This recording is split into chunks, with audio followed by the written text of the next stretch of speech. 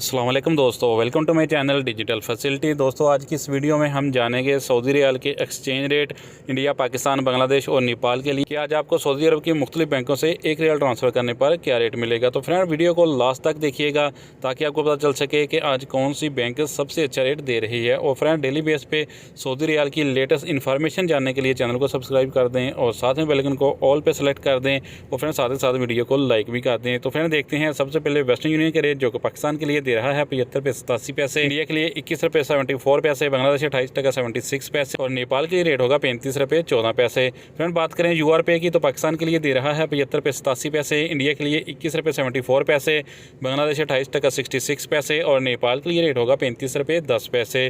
Friend, Telemoney आज पाकिस्तान के लिए दे रहा है 75 रुपये 07 पैसे, इंडिया के लिए 21 रुपये 74 पैसे, बांग्लादेश 28 टका 67 पैसे और नेपाल के लिए रेट होगा 34 रुपये 96 पैसे।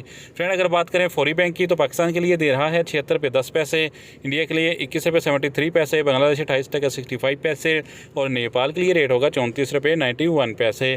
फ्रेंड, अलराजी बैंक पाकिस्तान के लिए दे रहा है 76 रुपये 03 पैसे, इंडिया के लिए 21 रुपये 74 पैसे, बांग्लादेश 28 टका 58 पैसे और नेपाल के लिए रेट होगा 35 रुपये 01 पैसे।